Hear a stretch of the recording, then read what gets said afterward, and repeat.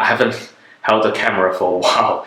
I know it's been a while since I made my last video, but hear me out. It's not that I'm lazy, that's why I don't make videos anymore. Actually, that kind of is the case as well. As soon as I start working as a trainee solicitor, I realized that I don't have much time to do stuff I want to do because I want to make videos for sure, but at the same time, after working for a whole day, and I realized I still want to go to the gym 4 or 5 times a week, I still want to hang out with my friends, I still want to go to the bar. Actually, this video, I think it's a pretty good timing as well because I've almost become a trainee solicitor for a year and a half as well. I feel like I've accumulated enough experience for me to share with you guys how to be a better trainee solicitor. Okay, when I say a better trainee solicitor, I don't mean that I'm a really excellent star trainee at the moment, which is completely not the case. I didn't do that well when I first started my training contract, and my learning curve is really steep because I got better and better as I work in more and more matters with more and more people, and I've accumulated the knowledge. I know how to actually do well when I was asked, to do a particular task. So I think this is a good video for those of you who may not necessarily have the confidence that some of the people out there may have. I didn't have that confidence in the first place as well, but I think I've kind of worked my way up there and become a better trainee now after a year and a half. Okay, the first thing, don't take too many responsibilities. Okay, I know what you're feeling now because you just started out as a trainee solicitor. You think that, okay, I gotta impress the hell out of everyone. I gotta take as many responsibilities as I could so that I can do more stuff for more people will know me. But wait, that's also kind of the mistake I made at the first beginning because later on you realize that rather than taking more and more responsibilities, it's way more important for you to have a brand or reputation within the team that whenever you are assigned with a task, you will give your 100%. And because that's a very important thing you want to convey to people, because when someone asks you to do a task, a senior associate is thinking, okay, let me find a trainee to help me draft this document. So who can I trust, right? If you're the kind of person you keep taking loads and loads of responsibilities and you're not so responsive, sometimes you can tell when someone has too many stuff on their plate. They are always distracted by other stuff.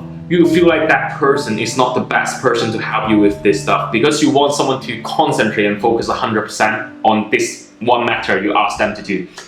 So rather than taking many responsibilities, it's more important for you to actually take on maybe 2 or 3 matters, give your 100% to those matters so that you can, whenever you're asked to do a job, you do an excellent job for every task.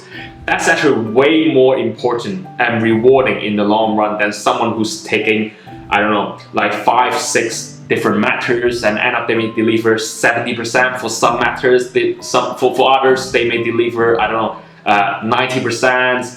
But that's actually not good because even though you're in a big law firm, right, the team is actually not that big, right? You still know each other. You will know the brand of someone quite easily. Someone during that normal conversation, they will think, okay, Gordon, I worked with him before, maybe, he did a pretty good job. And those kind of words will kind of spread across the firm, right? You want to be someone that other people can trust. And I think this is a very important trait, and that is the one single thing that can distinguish you from other trainee solicitors. Don't pay too much attention to the quantity of the work you do. Pay much more attention to the quality of the work you do for every single work you do. Okay, the second thing. That is also the thing that I've learned from some of the departments, because when you work, right, with different people, you come across some associates or lawyers, they pay so much attention to the little things.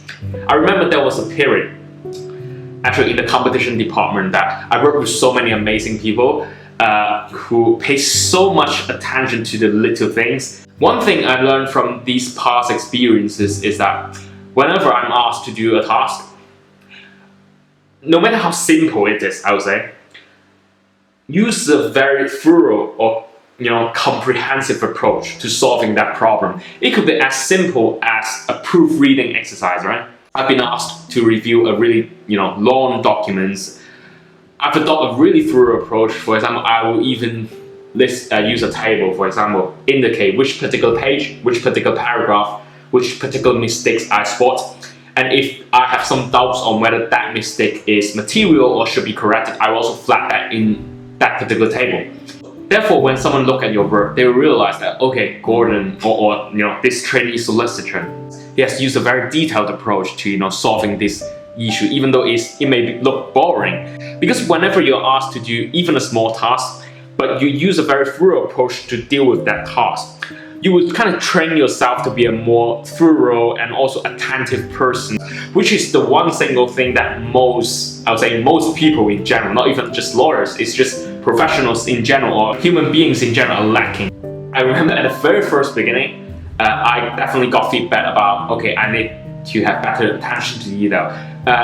Fast forward to now, actually quite a lot of feedback I got from associates or lawyers saying that I have really good attention to detail, which is like unbelievable if you tell me, like, I don't know, like 2 years ago before I start my training contract, that I'm the kind of person with good attention to detail, because that's definitely not the case, as illustrated by my kitchen, which is a bit messy in general as well. I'm not the kind of attention person who has like perfectly crafted plan and schedule for every single thing in my life. I'm not that kind of person. But with work we're talking about, I think people said fake it till you make it. I'm kind of working towards that direction. And I think the last thing I want to mention is that whenever you're asked to do a task, also try to think from the perspective of that associate or that senior lawyer who assigned you the task. What is he or she trying to achieve? That's very important, because if you're a senior lawyer, right, you assign someone to do your task. You don't want to end up working even more because that person does a bad job, right?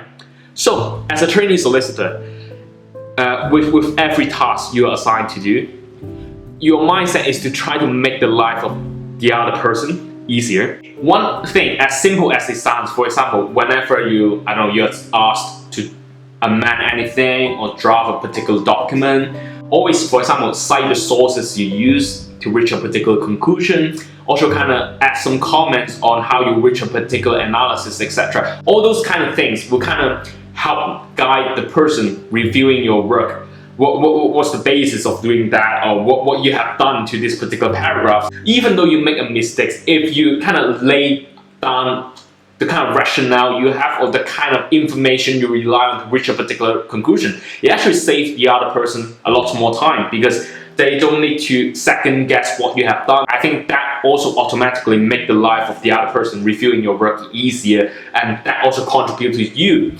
being responsible and well-performing, trainee solicitor. I think those are some of the key points I want to mention about, how to be a better trainee solicitor.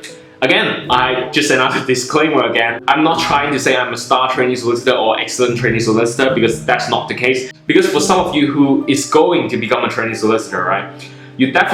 Everyone has that desire to be a better lawyer, right? No one wants to come to the law industry and say, okay, I'm just gonna be, a mediocre or like not really well performing or very average lawyer. No one aims to be an average kind of professional, right? If you're really interested in that particular career path. So I think all those tips I mentioned, some of the things I realized after a year and a half of training, so that if you start doing this in your first seat, you definitely will see better results. Although, definitely speak to other people as well, speak to your senior associates, speak to people from your firm. They definitely have their own insights and their own approach. But for me, I think those tips I give you, they are all helpful for me to improve my performance over the course of the last year and a half. For those of you still stick around, just want to say, I also know where I'm going next. For my fourth seat, I will also go on a secondment as well in Asia. So definitely more exciting news to share with you guys later on in my career. And I can't believe, like, after after 6 more months, I will actually be a qualified lawyer in England and Wales.